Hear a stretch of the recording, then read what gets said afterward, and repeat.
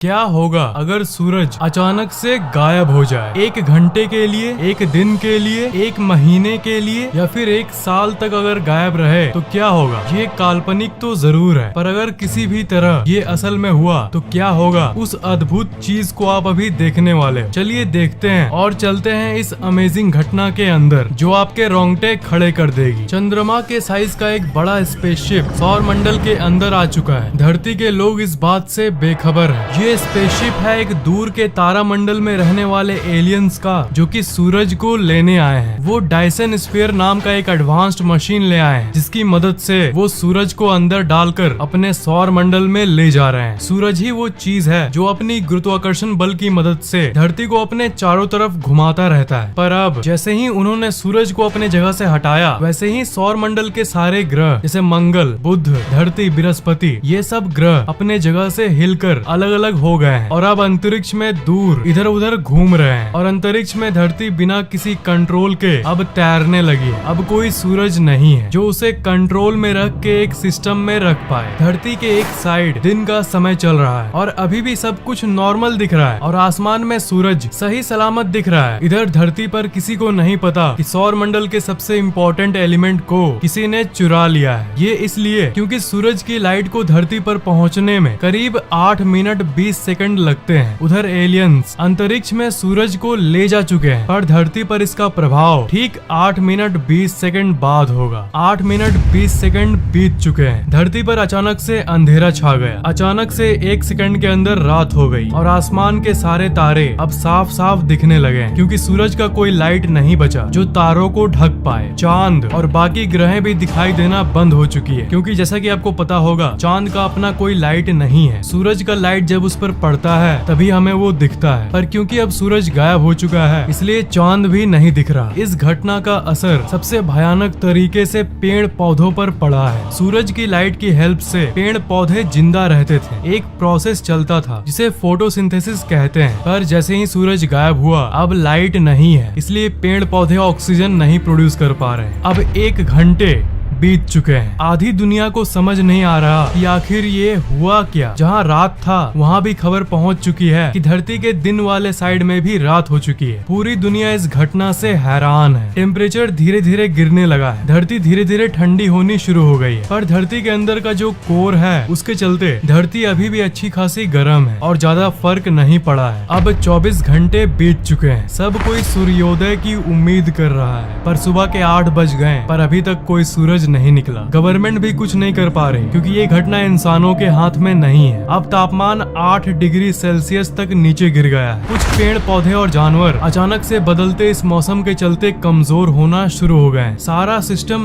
नष्ट हो चुका है, पर समुद्र के अंदर के जो जीव हैं उन्हें कुछ चेंजेस नहीं दिख रहे हैं। उनके लिए उनकी दुनिया अभी भी वही है। अभी भी जगह जगह पर थोड़ी गर्मी बची हुई है, क्योंकि धरती के वायुमंडल की एक खासियत ये है कि वो सूरज से मिली गर्मी को कुछ दिनों के लिए अपने अंदर रख सकता है, जिसके चलते ऐसी नौबत नहीं आए कि हर जगह बर्फी बर्फ हो जाए। पर ये स्टोर्ड गर्मी सूरज के बिना सिर्फ 3 या 4 दिन तक ही रह सकती है। पर अब 7 दिन बाद 7 दिन बीत चुके हैं। अभी भी धरती पर अंधेरा छाया हुआ है और तापमान माइनस में पहुंच गया है, -20 डिग्री सेल्सियस। जिसका डर था वही हुआ। 0 डिग्री में पानी बर्फ बन जाता है, पर अब पूरी दुनिया की टेम्परेचर -20 डिग्री सेल्सियस है। इसलिए अब पानी लिक्विड यानी तरल रूप में मौजूद नहीं है। टीवी और इंटरनेट अचानक से बंद हो गई है, क्योंकि सैटेलाइट्स जिसे सूरज की रोशनी से पावर मिलती थी सोलर पैनल के जरिए, उनकी पावर ऑफ हो गई है। किसी भी तरह से हाई पावर बैटरीज की मदद से वो 7 दिनों तक तो चल गई, पर वैज्ञानिकों ने कभी ये नहीं सोचा था कि सूरज नहीं रहेगा, ऐसा भी दिन आएगा। इसलिए उन्होंने कोई बैकअप प्लान नहीं बनाया था। दुनिया के जितने भी समुद्र और नदियां हैं सारी की सारी अब तक जम चुकी है, -20 डिग्री सेल्सियस टेम्परेचर के चलते। पूरी दुनिया की बिजली अब चली गई है, क्योंकि जिस डैम के पानी से बिजली बनती है वो अब जम चुके हैं। इसलिए मोबाइल फोन टावर्स भी ऑफ हो चुके हैं और लैंडलाइन फोन्स भी बंद हो गई, क्योंकि इस दुनिया को ऑन रखने वाली बिजली अब गुल हो चुकी है। सिर्फ कुछ ही जगह पर बिजली बची है जहाँ पर दूसरे माध्यमों से बिजली बनाया जाता है, पर धरती का पूरा सिस्टम इधर से उधर होने के चलते वो भी कुछ ही दिनों में बंद होने वाले हैं। लोग अपने रिलेटिव से फोन पर बात नहीं कर पा रहे। इंटरनेट और फोन से जुड़ी वही दुनिया अब पूरी तरह से डिसकनेक्टेड हो चुकी है। ज्यादातर पेड़ पौधे अब तक मर चुके हैं क्योंकि बिना सूरज और बिना फोटोसिंथेसिस के वो इतने दिनों तक जिंदा नहीं रह सकते। और पेड़ पौधों को खाने वाले जानवर भी अब धीरे धीरे मर रहे हैं क्योंकि पेड़ पौधे अब अपने आप को जिंदा नहीं रख पा रहे हैं और सूख रहे हैं, जिसके चलते पूरी धरती पर इसकी कमी हो गई और उतने पेड़ अब तक नहीं बचे जिससे सारे जानवरों को खाना मिल पाए। जो पैसे वाले लोग हैं उन्होंने इन 7 दिनों में अपने लिए बेसमेंट बनवा लिया है ताकि वो इस कपकपाती ठंड से बच पाए और एक सुरक्षित जगह पर कम से कम जिंदा रह सके। गवर्नमेंट गरीब लोगों के लिए अंडरग्राउंड बेसमेंट बना रखी है ताकि वो उसमें जाके रह पाए और इस ठंड से बच पाए। सारे लोग एक समूह में जी रहे हैं। हर समय अब रात ही रात है। टाइम अब सेंस नहीं बनाता कि कब दिन है और कब रात है। पहले दिन और रात हुआ करता था पर अब सिर्फ रात ही रात है। आसमान की तारों का एक अलग ही मैप दिख रहा है क्योंकि धरती अंतरिक्ष में अकेले तैरते तैरते किसी अनजान जगह पर आ चुकी है।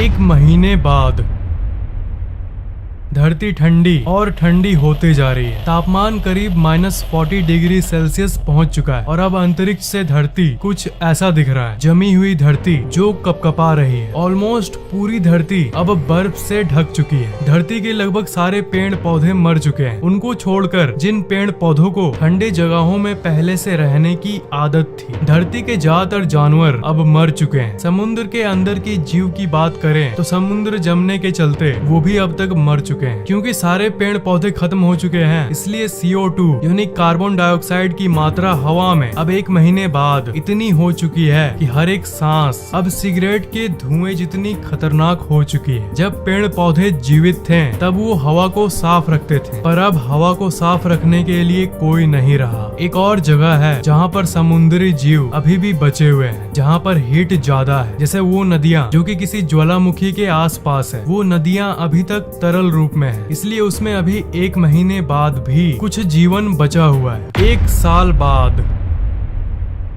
जो जीवन बचा हुआ था वो अब तक खत्म हो चुका है क्योंकि सारे वोल्केनो इस अनइमेजिनेबल ठंड के चलते निष्क्रिय हो गए हैं, जिसके चलते जो समुद्र जमे नहीं थे वो भी अब जम चुके हैं सिवाय एकाध को छोड़कर। धरती पर ठंड इतनी बढ़ चुकी है कि अब कोई जानवर धरती पर मौजूद नहीं है। धरती की पूरी सतह पर जो बर्फ की लेयर थी वो अब हजारों गुना मोटी हो गई। शहरें अब कुछ ऐसी दिख रही है। सारे बिल्डिंग्स बर्फ में जमे हुए हैं और बड़ी बड़ी बर्फ की चट्टानें यहाँ वहाँ फॉर्म हो गई है। पर आश्चर्यजनक तरीके से एक जगह बची हुई है जहाँ जीवन अभी भी है। अब सिर्फ एक ही जगह है जहाँ जीवन अभी भी चल रही है, वो है समुद्र के सबसे गहरे पार्ट में। वही एक जगह है जहाँ पर धरती के कोर से उसे ताप मिल रही है, जिसके चलते अभी भी वहाँ पानी बचा है और जिंदगी मौजूद है। और इसके साथ साथ जितने लोग हो सके उतने लोग साउथ पोल, नॉर्थ पोल की तरफ चले गए क्योंकि वो धरती के उस पार्ट में मौजूद है जहाँ बहुत सारा जियोथर्मल एक्टिविटी है। मतलब धरती के कोर से उसे हीट मिलती है, जिसके चलते धरती के उस पार्ट पे हल्की सी गर्मी मौजूद है। 1000 साल बाद 1000 साल बीत चुके हैं और अभी तक सूरज नहीं निकला। धरती की आबादी खत्म होते जा रही है क्योंकि धरती पर न ही कोई पेड़ है और न ही कोई जानवर। लोगों के पास खाने का कोई सोर्स नहीं बचा है। धरती में अब ऑक्सीजन की मात्रा अब ना के बराबर है। 1100 साल बाद और 100 साल बीत चुके हैं। धरती का तापमान -160 डिग्री तक पहुंच गया है और इस तापमान में इंसानों का कुछ ऐसा हाल हुआ है। 1100 सालों बाद अब धरती अंतरिक्ष में तैरते तैरते एक अनजान नई जगह में आ गई है, सौर मंडल से बहुत दूर। और इधर दूसरे side Jupiter, Saturn, Mars, mercury सारे ग्रह अरबों किलोमीटर दूर दूर हो चुके हैं एक दूसरे से। धरती फाइनली अब 1100 साल में तैरते तैरते उस जगह आ गई है जहाँ पर अंतरिक्ष के रैंडम एस्ट्रॉयड अब धरती से टकराना शुरू हो गई है। अंतरिक्ष में तरह तरह के एस्ट्रॉयड और दानव पार्टिकल्स घूमते रहते हैं और बहुत खतरनाक रेडिएशन भी आते रहती है जो कि धरती को कभी भी हिट कर सकती है। अपने इस सफर के आखिर में धरती एक बहुत तेजी से आती हुई एस्ट्रॉयड से टकरा गई है और अब सब कुछ खत्म हो गया।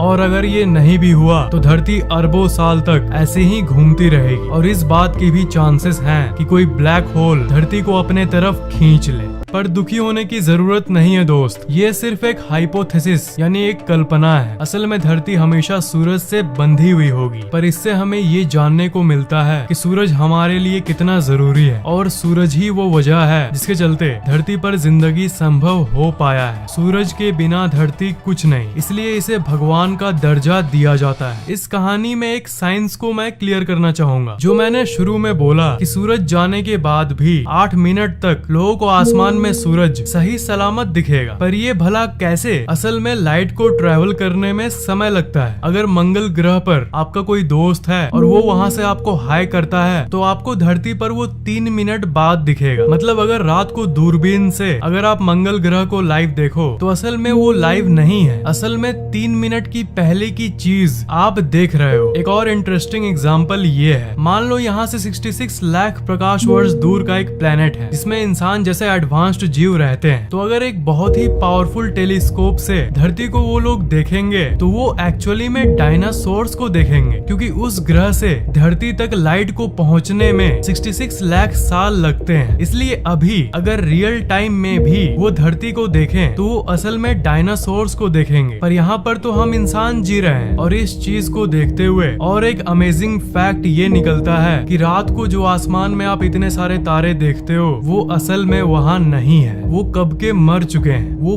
पास्ट है, वो अरबों खरबों प्रकाश वर्ष दूर के तारे हैं। इसलिए आज से 1 अरब साल पहले जो था तब का लाइट हमें अभी जाके पहुंचा है, क्योंकि लाइट को पहुंचने में इतना समय लगा है। इसका मतलब अरबों साल पुरानी चीज को हम अभी देख रहे हैं। अभी इस मोमेंट में एक्चुअल में इस समय में वहाँ क्या होगा ये कोई नहीं जानता। जो आप देख रहे हो सब पास्ट है। आसमान में शाम के वक्त जो आप लाल सूरज देखते हो वो असल में 8 मिनट पहले का दृश्य आप देख रहे हो। आप लाइव सूरज को देखते हुए भी लाइव सूरज को नहीं देख पाते। बड़ी अमेजिंग बातें हैं ये, इज़न्ट इट? ये वीडियो आपको कैसा लगा नीचे कमेंट जरूर करना, लाइक और शेयर जरूर कर देना। और अगर आपने अभी तक इस चैनल को सब्सक्राइब नहीं किया है तो सब्सक्राइब जरूर कर लेना, और अगर अभी तक घंटा नहीं दबाया है तो उसे भी दबा देना।